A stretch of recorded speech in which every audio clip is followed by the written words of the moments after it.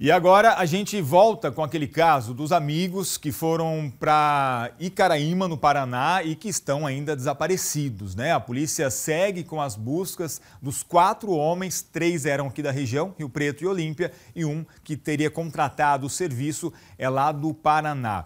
Deixa eu conversar aqui com a Joyce Cremonese, que também está acompanhando esse caso aí desde o início. Ô Joyce, inclusive o delegado ontem, né, que está responsável pelas investigações, o doutor Guilherme, ele trouxe uma informação importante que diz respeito à relação dos 3 aqui da região com o Alencar, que teria contratado os serviços deles. Explica pra gente melhor qual que era a relação dessas 4 pessoas, por favor. Uma ótima tarde.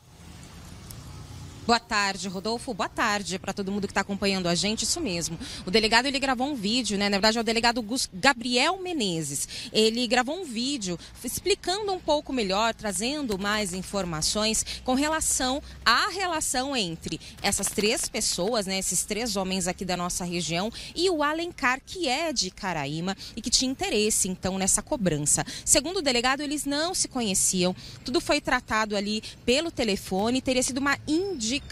Então, eles não tinham nenhuma relação prévia. Eles foram somente contratados para fazer essa cobrança na cidade de Icaraíma, essa cobrança no valor de R$255 mil.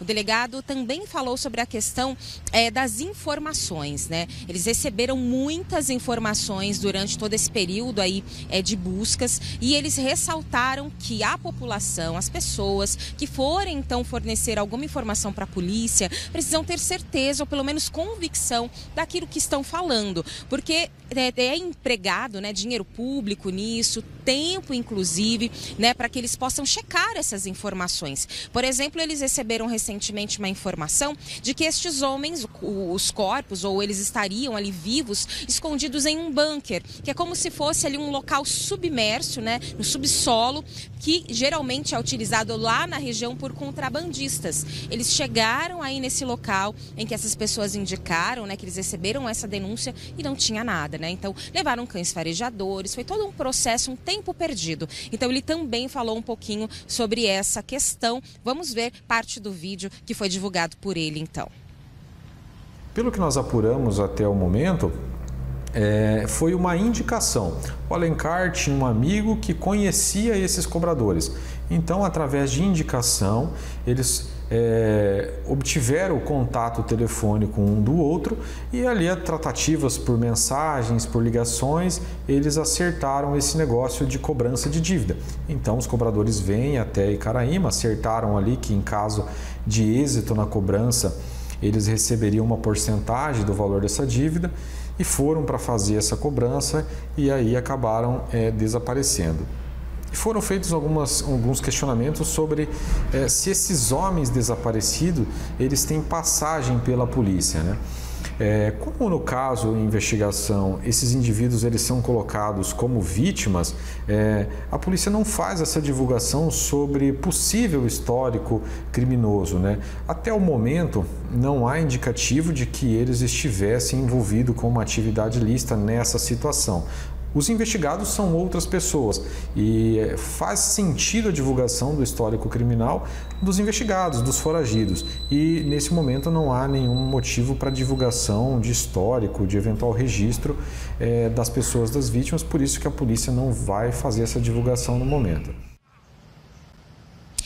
Com relação aí aos foragidos, né, que o delegado citou, se trata então de Antônio Buscariolo, de 66 anos, e o filho dele, Paulo Ricardo Costa Buscariolo, de 22 anos. Os dois são os devedores e os principais suspeitos aí do envolvimento na morte destes 4 homens. Com relação a passagens pela polícia, o Antônio, que é o pai, ele tem uma passagem por posse ilegal de arma, já o filho dele de 22 anos não tem nenhum registro. O delegado, como ele bem disse, não quis falar sobre essa questão, né, de passagens pela polícia em relação às vítimas, né, que estão sendo aí procuradas nesse momento, né, que estão envolvidas diretamente nesse caso e são sim as principais vítimas de toda essa situação.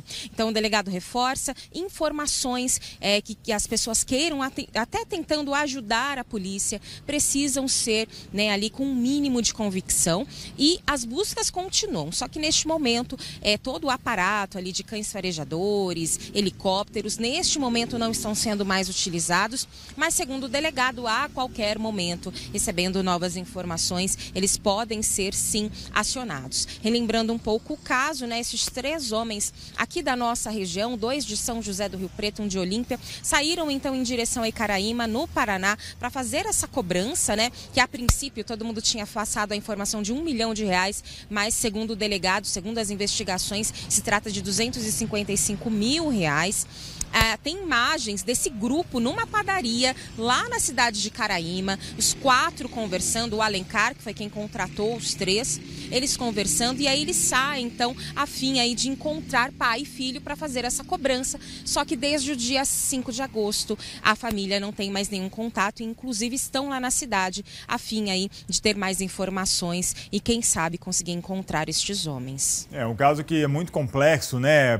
A localização geográfica ali do local é difícil, porque é uma área muito grande, tem tanto o Rio Ivaí, também tem o Rio Paraná lá na frente, de barco tem acesso também ao Paraguai, é uma região muito extensa, a polícia fica meio que tentando encontrar de acordo com essas pistas que vão chegando, mas até agora foram pistas que não levaram realmente ao paradeiro dessas pessoas, seja por sequestro ou seja por copos, né? Porque a polícia infelizmente já trabalha também com essa possibilidade. E pai e filho, né, Joyce, inclusive, eles chegaram a prestar depoimento na segunda-feira, assim que a polícia começou a investigar esse caso, e aí na terça-feira eles desapareceram, estão foragidos, inclusive com as prisões decretadas. Joyce, qualquer informação, qualquer novidade a mais então desse caso, a gente volta a trazer aqui para o pessoal de toda a nossa região. Obrigado por enquanto pelas suas informações, esse caso é muito complexo, né, Mel? Essas informações, né? A Joyce comentou essa questão do bunker. Então, assim, é muita coisa que chega, é um aparato policial imenso que acaba sendo investido, só que a polícia chega lá e acaba não encontrando nada concreto. Um caso misterioso e que a gente torce para que tenha logo uma solução, principalmente por conta da família, que está aflita, desesperada, querendo notícias aí desses homens desaparecidos.